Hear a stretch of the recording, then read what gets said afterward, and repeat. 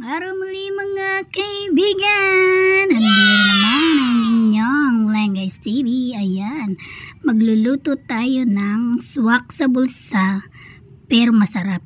Ayan, at hiniwa ko na yung mga lamas. Ayan, at ito ang kangkong. Para hindi masayang ang kangkong, isama natin ang mga galamay niya. Hiwa-hiwain nyo lang siya guys ng ganyan, no, ng bongga. Tapos ito pinapakita ko nga pala is yung natira na oyster sauce galing sa yakisoba at ang liver spread. Konti lang yan siya guys. Masarap pa rin siya ihalo.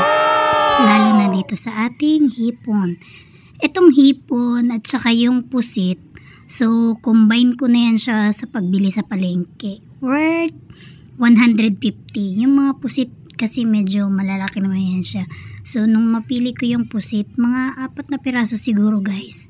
Tapos hiniwa-hiwa ko lang siya ng maliliit at nilinisan, tinanggal yung mata para pagkagat ko mamaya is wala nang sablay. So ayan, ang aking mantika. Update ko lang pala kayo, yung mantika na ginagamit ko is vegetable oil na. And ayan, ginger. So, luya. Hiwa-hiwa ko na yan siya kanina. Yung pinakita ko, no, before ako mag-video dito sa aking pagluluto. So, ayan, ang bawang. So, depende na sa inyo guys kung ano yung mga unahin nyo. Kung anong klaseng paggisa o mauna sa mga lamas ninyo o mga sahog ninyo. Unahin ang pagluto sa paggisa. So, ako, inuuna ko talaga yung luya kasi mas gusto ko lumabas pa yung aroma nung luya. Pagkatapos ay bawang. Hindi ko nga pala sinusunog yung aking mga ginigisa guys kasi gusto ko kapag kahinalo ko na yung mga ricado ko dyan is fresh pa din yung aking mga panggisa.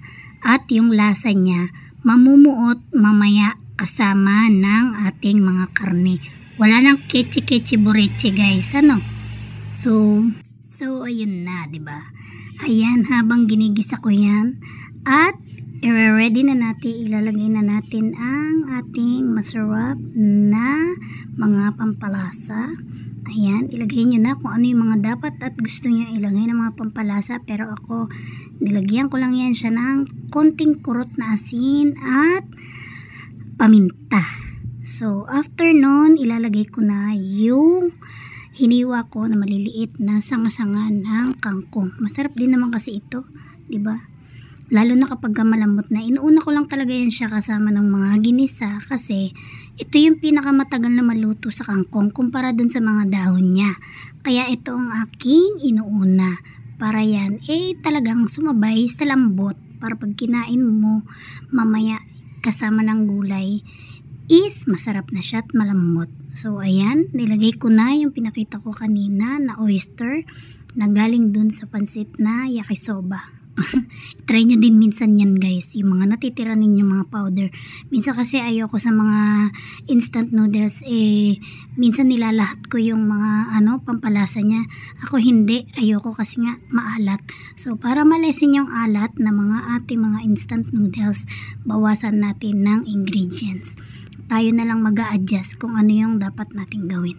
So ayan, ilagay ko na yung 4 pieces ko na hipon. 4 na piraso lang talaga guys kasi para lang makain natin. At wala naman talaga masyadong kumakain ng hipon sa amin dahil alam nyo na, nag-iingat din sila lalo na yung mga allergy sa mga anak ko. Hindi talaga sila kumakain yan. At saka yung pusit, ayaw din ng anak kong isa. Ayan, sa kanila binigyan ko lang sila ng kunting sabaw dyan. Syempre pag may mga seafood, so hindi rin talaga natin may iwasan na yung mga bata may pagka-allergy o kati-kati. Basta yun na yun. Kaya ganyan lang karami yung aking niluto is para sa amin lang talaga ni partner. Ayun, dahil minsan nga lang naman walang pasok si partner. So, pakainin mo po ba siya ng sardinas? Diyos ko, pagod na siya sa trabaho. Pagod na kakatrabaho. Pakainin mo pa ng hindi masarap. Inan mo pa ng delata, 'di ba? So, kaya naman natin magluto ng tipid pero hindi mahal at masarap, 'di ba? So katulad niyan. So i-budget mo lang talaga. Pwede ka namang bumili kung ilang piraso lang gusto mo. Tapos ikaw na lang bahala kung paano mo siya budgetin. Alam mo ba, itong ulam na 'to, inabot pa 'to ng kinabukasan, guys. O 'di ba, sobrang tipid. So ayan na nga. Nilagyan ko nga pala ng 2 kutsarita ng asukal. So para mag-subside lang din naman yung lasa. Kasi nga ia-adobo ko talaga itong luto ko, guys. Katulad sa mga usually na luto sa pusit is ina-adobo lang din naman talaga. So kaya ayan, nilagyan ko na siya ng konting asukal para mag-subside lang din talaga yung lasa ng pagka-adobo. At saka hindi ka maumay doon sa langsa ng mga seafood. So ayan, ilagay ko na ang toyo. So 3 sandok lang. Yung sandok ko, guys, is hindi siya malaki, hindi rin maliit, na sa medium size lang yung aking sandok. Ayan. Yung mga gamit ko talaga sa kusina, guys, hindi kalakihan. Ayoko ng mga malalaki. Oy, baka kung ano iniisip niyo mga malalaki dyan, ha.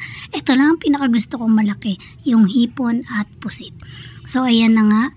Pagkatapos ko nga siya imekos-mekos, naglagay talaga ako ng space sa gitna.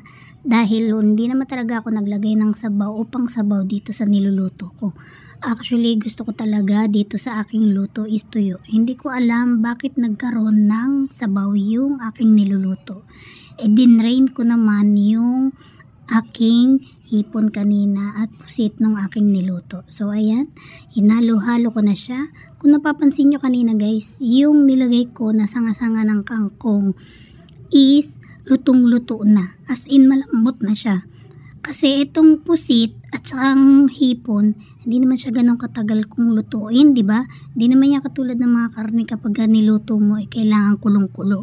Hindi, kasi once na niluto mo yan siya ng bonggang-bongga, lalo na yung mga pusit at malalaking pusit, ay guys, sabihin ko talaga sa inyo, i-ready nyo na yung mga ngipin nyo, mga panga nyo sa pagmuya. Magiging goma talaga yan siya. Ganyan ang sikreto. Oops, sinasabi ko na nga no. Ganyan ang sikreto ng Jenny. One eternity later. So yun na, about secret, no. Huwag nyo masyadong pakuluan ang inyong mga pusit kapag kayo ay nag-adobo. Siguradong magiging goma yan, guys. Kaya ang pagluluto ng pusit ay minimal lang sa pagluto. Yan ang sabi ng aking tatay noon, yung papa ko, yan ang sinabi niya. Kasi ilang beses na talaga ako nakapagluto noon ng pusit, ay grabe katigas. Saka kaya ngayon ay natutunan ko na rin kahit papaano ang pagluluto ng pusit. Grabe guys, itong pusit na to na niluto ko ngayon, sobrang lambot. Ang sarap. Hindi mo na kailangan magnguya-nguya ng ganon katigas. So ayan, nakita nyo naman, kumukulo-kulo-kulo na siya. Naririnig nyo ba ang pagkulo ng aking nilutong adobong kangkong with hipon? Ayan, itry nyo rin guys. Promise, masarap. Hindi ninyo makakalimutan ang lasa. Ang sarap ng pagka-adobo ng pusit na may hipon. Naghalo yung pagka-seafoods nilang dalawa. At saka hindi lang yun, may kasamang gulay, 'di ba? Napaka-healthy. So ayan oh, 'di ba?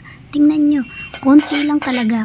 Alam niyo naman kung gaano kalaki yung ganitong container Para sa amin dalawa lang talaga ni Kuya yan dahil wala kaming kaaga kumain. Yun lang, hindi sa pagdadamot. At syempre, meron din naman ako para sa aking mga baby. Nilutuan ko sila ng fried chicken. So minarinate ko na ng sarili yung aking chicken. No, kayo na rin bahala kung anong klase ang pagmarinate ninyo sa inyong mga manok kapag kayo ay magpiprito. At ito yung harina, lagyan nyo lang siya ng ginger powder, chicken powder. Depende kung ano yung mga gusto nyo, mga pampalasa na pwedeng makapangpalasa dito sa harina. So ayan na ang fried chicken ng aking mga baby. Usually guys, ako talaga ang nagmamarinate ng fried chicken kapag ako ay magluluto ng pritong manok. Ayokong bumili ng mga nabibili sa labas na mga ready-made na powder para lang sumarap yung kakainin ninyo. Kasi napakadami na ng ingredients nun. Ayoko. Mas gusto ko yung ako yung magtitimpla. So ito na, ready na. Yan, matakam na kayo sa aking pritong manok at hulaan nyo kung ano ang kanyang lasa. Ayan. O diba? Masarap yan guys. Nilagyan ko rin yan siya ng, ewan ko, yung mga powder, yung mga Arabic powder yun. Masarap. At ayan, o diba, ang aking adobong kangkong. So may natira pa. Ayan nga, o pritong galunggong, may natira pa. Kinabukasan pa. O diba? So ayan guys. Yung aking hipon wala ng ulo.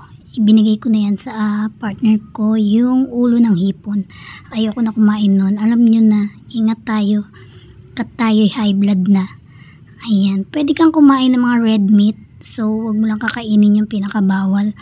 At wag mo nang sipsipin yung ulo ng hipon. Yun, nandoon ang mga kolesterol at mga makaka-high blood sa atin. Charot. Ayan. Ayan, kain tayo guys. So, aking unang subo is para sa inyo talaga. One bite ng hipon. So, yummy. Diba? Ang laki ng hipon na yan. Yung 4 na piraso na yun, hindi ko matandaan kung magkano na siya. Nasa 90 na ata. Ganun. O diba, kung iisipin mo, bawat isa, sabihin natin sa 100 yung 4 na piraso. Biruin mo, isang hipon, 25 pesos. Oh my God.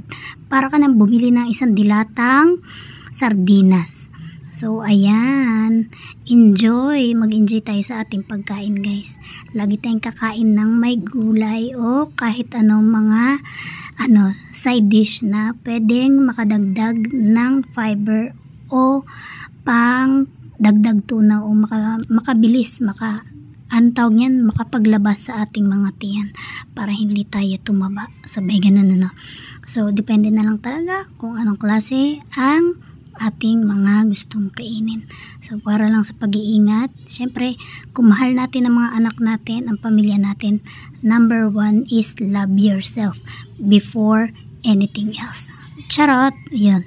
Ayun, kain tayo guys. So, hanggang dito na lang. At ako yung magpapaalam na muli sa inyo, sa aking mga Team Bahay Kubo. Maraming salamat sa inyong mga suporta. And guys, sa mga hindi pa po naka-like, share, subscribe sa aking YouTube channel, so subscribe na. Goodbye!